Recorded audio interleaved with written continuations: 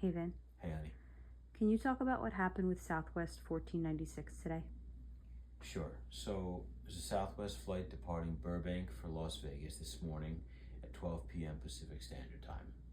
About 5 minutes after takeoff, through about 13,800 feet, the crew got a TCAS RA. We've touched on TCAS here before and what it does. It's a traffic collision avoidance system in the airplane that talks to other airplanes in our vicinity and gives both the planes that it thinks might come too close to one another instructions to increase the vertical separation. I believe what they received was a do not climb or a stop climb TCAS RA. Give us a bunch of different commands, but in this case, I think it might have told them it wanted them to just stop climbing.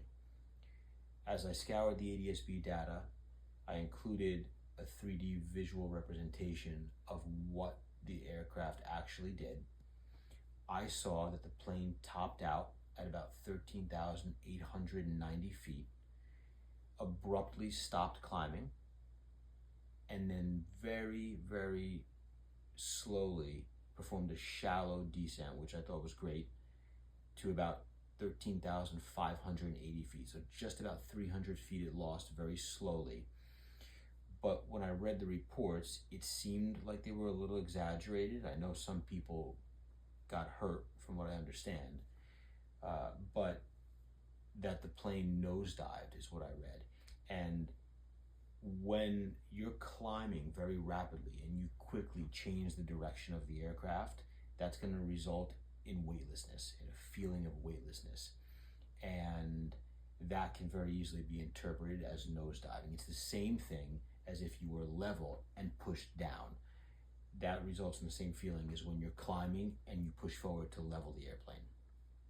So let's take a look at the visual representation of what happened, and then we can talk about it a little bit more.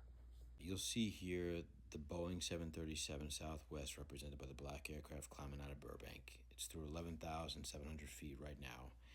And soon on screen, you'll see the Hawker MK-58 in white right here. And here is where they start to cross paths laterally. You'll see the separation vertically and laterally on the screen underneath the details of this Hawker plane. And here is where on the bottom you can see the Southwest aircraft leveled and very slowly begin a shallow descent as the vertical speed starts to trail off. They're clear of the conflict, and then they resume their climb with a positive trend on the vertical speed again. Again, the report stated that a couple people got some minor injuries, which is terrible.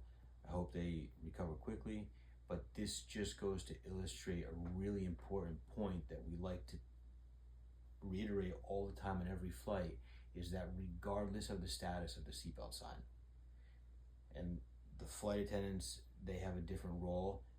They're trained to be up and about the cabin, but passengers, regardless of the status of the seatbelt sign, if you're in your seats, please keep your seatbelts fastened. In case of any incidents like this, or in case we encounter any unexpected turbulence, is always the safest bet. Thanks, Pilot Vinny. You're welcome.